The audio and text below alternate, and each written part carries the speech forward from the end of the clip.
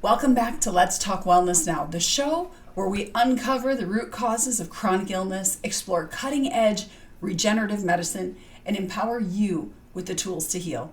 I'm Dr. Deb, and today we're diving into one of the most overlooked yet devastating triggers of neurological disease, mold toxicity. If you or someone you love has been diagnosed with MS or is struggling with an unexplained neurological symptom, like fatigue, brain fog, numbness, chronic pain, Parkinson's, this episode is for you. So grab your tea or coffee, take a deep breath, and let's dive into today's episode of Unmasking the Hidden Dangers of Mold Toxins in MS. MS is often considered an autoimmune disorder, but if I told you that it could be something else, something hidden in our homes, our workplaces, and even our food that could be mimicking its symptoms, what would you think about that? Mold toxicity is a silent but very powerful trigger for neurological dysfunction, often leading to misdiagnoses and prolonged suffering. Certain molds like Stachybotrys, which most of us know as black mold, we see it crawling up the walls sometimes of an old home if it's had some water damage or isn't sealed properly. Aspergillus and penicillin release potent mycotoxins such as gliotoxin, aflatoxin, ochratoxin, and trichothazines. These neurotoxins don't just linger in the air. They penetrate deep into the body, crossing the blood-brain barrier, damaging neural tissues, and triggering symptoms eerily similar to MS. There's chronic fatigue that's so debilitating you just can't move. We've all talked about the virus that's been around for the last couple of years, and if you've had it, you know what that fatigue feels like, that relentless fatigue. That's very similar to what people with MS experience. That cognitive dysfunction and memory issues, muscle weakness and motor impairment, numbness and tingling in the extremities, headaches, dizziness, balance issues, all of these odd symptoms that just don't quite seem to fit a normal picture of something. What's worse, mycotoxins attack the endocrine system, infiltrating the pituitary gland, which controls hormone balance. This disrupts everything from adrenal function, leading to extreme fatigue, to thyroid health, causing metabolism dysfunction, to our own reproductive hormones being off, impacting fertility, libido, the ability to carry a pregnancy to term. There are so many complications that happen when the endocrine system is disrupted. And unfortunately, a lot of our traditional practitioners out there that are experts in the endocrine system are not experts in the mold toxin world. And so they don't know what is causing the endocrine disruption. Typically, they know how to fix that part of it and give you medications to balance those hormones, but they don't know how to get to that root cause and really get rid of once and for all the problem that's causing the endocrine system to be disrupted in the first place. Experts like Dr. Donald Dennis, Dr. Jill Christa, Dr. Neil Nathan, and Dr. Andrew Campbell have long warned about mold toxicity's ability to masquerade as recognized neurological conditions, including MS. I know firsthand how devastating mold toxicity can be. My journey started when I renovated a riverfront cottage riddled with black mold. And despite doing what I thought was a thorough remediation, I soon found myself experiencing severe headaches, insomnia, rapid weight gain, 25 pounds in 2 months. I've never had a weight issue. I'm one of the lucky ones that could eat whatever she wanted. I never had a problem. And if I wanted to lose 5 pounds, I could just start walking, cut back on my diet a little bit, and my 5 pounds would be off in a couple of weeks. After being in this house and disturbing the mold and renovating things, no matter what I did, the weight would never come off.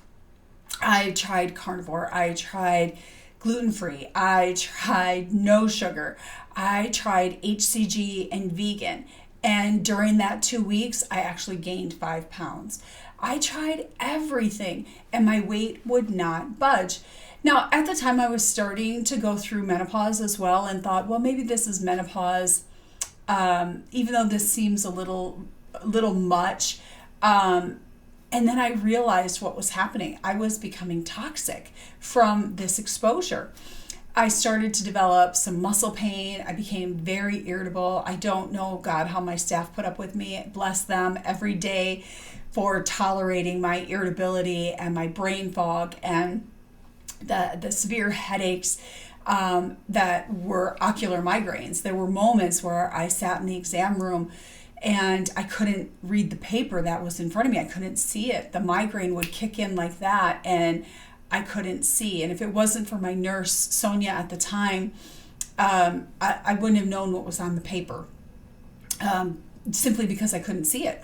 I could think and I could talk and all of that. I just couldn't see.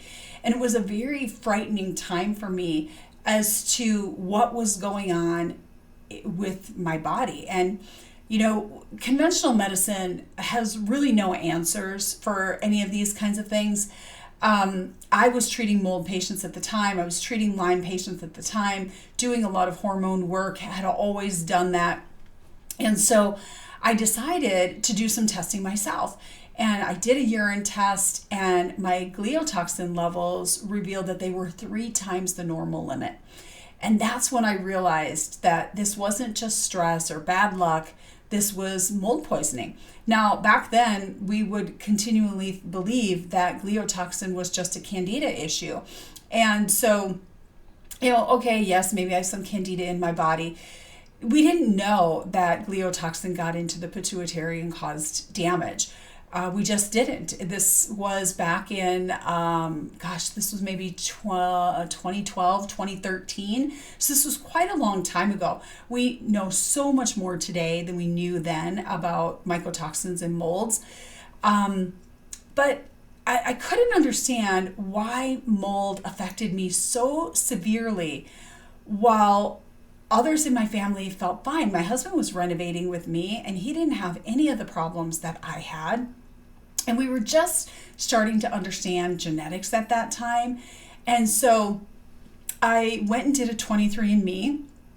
It was the first and only genetic test we had at the time. And I recognized that I had really poor detox genes, meaning my body couldn't clear the toxins efficiently. This led to me understanding and discovering how everything changed, not only for me, but in my practice. Back in 2012, 2013, the big gene that we were talking about was MTHFR. The mother trucker gene is the way a lot of people remember it. And we thought, oh my gosh, we found the answer. This is the gene that is why people don't get better. Well, it was really just a tip of the iceberg there. That is just one gene in the midst of many detox genes that we need to be looking out for, that we need to understand. If they're blocked, we need to open them. We need to do something about that.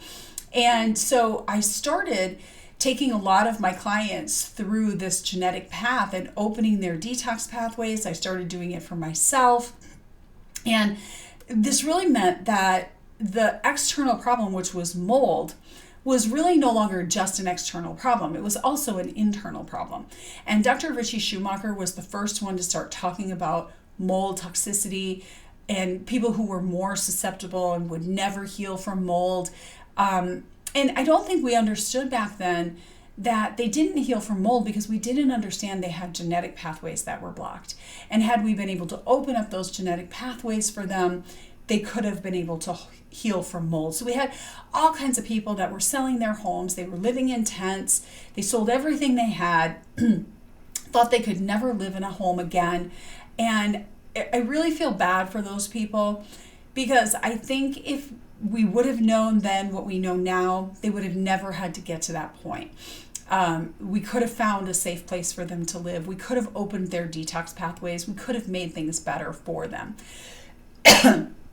Excuse me, I have a little bit of a cold today. So I want to talk for a moment here about how to detect mold toxicity.